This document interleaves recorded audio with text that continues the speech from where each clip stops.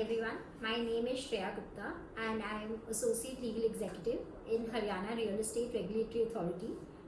This is the regulator for real estate for the state of Haryana, particularly covers the jurisdiction of Gurugram.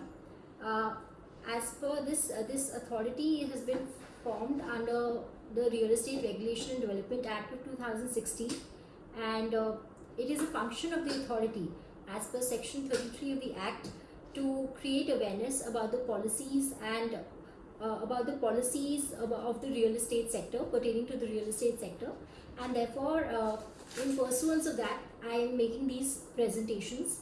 So I'll be doing a series of presentations, and they'll be regarding firstly why this act was enacted.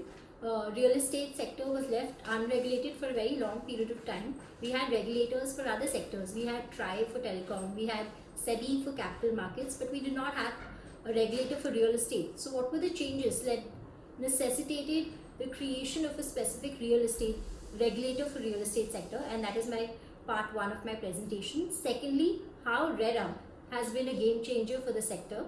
And thirdly, what is the impact of COVID on the real estate sector?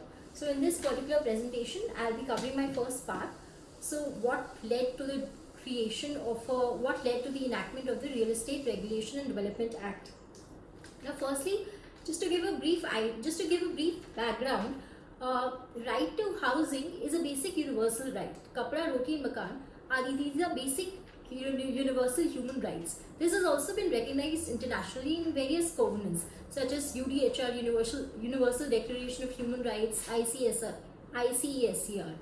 In our constitution as well, Article 47 says that it is a duty of the state to raise the standard of living of its people. However, that is a directive principle of state policy and it is not an enforceable right. However, in various Supreme Court judgments, right to housing has been considered as a dimension to right to life under Article 21. Most notably the case of Francis Coriol versus Union Territory of Delhi. It says that right to life includes a right to live with dignity, which includes basic necessities of life, such as adequate nutrition, clothing, and shelter. So while these were the changes in the legal sector, there were parallel changes, on the ground changes in the real estate sector.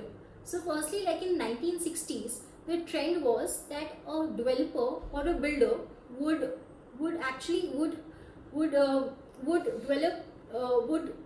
develop plots, and these plots would then be given to individual allottees, and who would then construct buildings or houses themselves. In 1970s, this changed, and there was a concept of flats, which was mainly borrowed from Bombay, in which a developer would construct flats on a particular plot of land, and then these were allotted to individual allottees.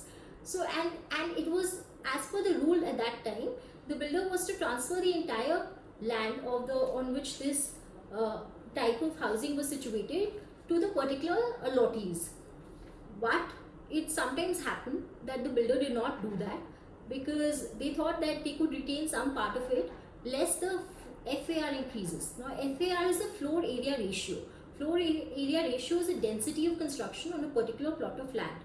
So if by the rules of any particular state, they were allowed to raise more construction on the same piece of land, they retain that piece of land so that in the future they could reap benefits. So this was a kind of irregularity that was creeping in the sector at that point of time. But since there was no regulation, it kind of was left unchecked.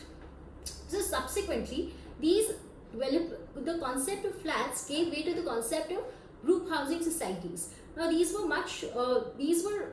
condominium style, which with a lot more facilities such as clubhouses, swimming pools, etc. And therefore it became on a massive scale, and major real estate players also came in the sector at that time. So now what happened was, the instances of irregularities and violations actually became instances of cheating. Now I'll give you one example. Now, so I have this one example, and this is before RERA came into force. I'm just giving an example how buyers were actually getting cheated. So I'll read out. Now, Sheila is a prospective buyer who booked a unit in Magnus project based on an advertisement by AYB Builder. At the time of booking, Sheila paid a security amount amounting to 30% of the unit price as was determined by the AYV builder.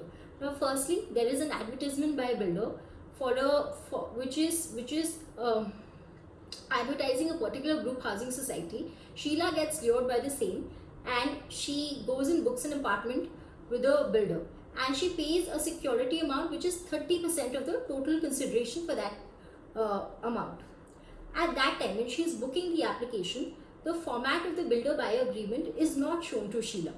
3 months down the line, Sheila is shown the builder-buyer agreement, which has very unfair and one-sided terms. For instance, if Sheila is to default on any of the payment, she will have to pay an exorbitant rate of interest, say 17-18%. Whereas if the builder is to default in giving the possession on time, the builder will only have to pay an interest of 2 to 3%. But now that she's already paid the booking amount, she does not have a lot of remedy, because if she doesn't go and sign the agreement for sale, which contains these unfair terms, her entire booking amount will get forfeited. So therefore, she makes a commercial decision of actually signing the builder-buyer agreement. Now further, what happens is, this builder, when he was also constructing a different project in a different city by the name of Biswa Mill. So this builder diverts the fund of this project in which Sheila is invested in to this other project. So consequently, what happens is that the builder is not able to deliver possession on time to Sheila. Now Sheila is not given the possession. Now she receives an interest rate of 2.5% on her capital. Because the builder has not given it as per the builder-buyer agreement, she is going to receive that interest. Had she invested the same amount in a fixed deposit or somewhere else, her earning would be much higher. On the other hand, what the builder has done is, it has used Sheila's and others' money at an interest rate of 2 to 3%, whereas had it borrowed money, the cost of capital would have been 7 to 8%. So therefore, these kind of malpractices were actually prevalent in the sector, taking huge amounts at it. Firstly, making false advertisements about facilities which were not intended to be offered. These were left unchecked. Secondly, taking huge amounts at the time of booking. Thirdly, the builder-buyer agreement containing unfair and one-sided terms. Again, there was no regulator to regulate these kind of practice. Fourthly, diversion of funds from one project to the other. And fifthly, again, an extension of the unfair terms of the builder-buyer agreement, wherein the allottee earns very little interest on capital, whereas the builder earns exorbitantly due to this kind of agreement. Now, what was the remedy prevalent before RERA? You could either go to a civil suit, but again, there were several tiers of appeal. It was a long drawn-out process. You could go before the consumer courts constituted under the Consumer Protection Act. Initially, they were effective, but then cases piled up. And moreover, that act is very general in nature, and housing is just one of the services. And next, you could go for arbitration. Most of the construction agreements had an arbitration clause, but even an arbitrator has to give an order based on the terms of the builder-buyer agreement.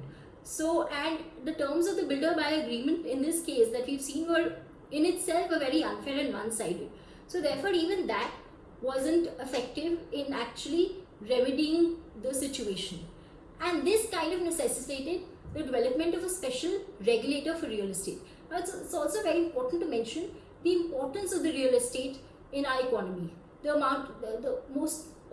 major chunk of workforce is actually employed. After agriculture, real estate employs the highest amount of workforce in our economy. Its contribution to GDP is expected to go up to 13%, and therefore its importance, given the importance of the sector to the economy, along with the malpractices which were flourishing in the sector, it was important to enact an act which dealt specifically with these kind of activities and to regulate all the stakeholders involved, which included the developer or the promoter, the allottees, as well as the real estate agents who broker or mediate in this transaction. So this was my presentation 1, and my next series I will cover the relevant provisions of RERA. Thank you.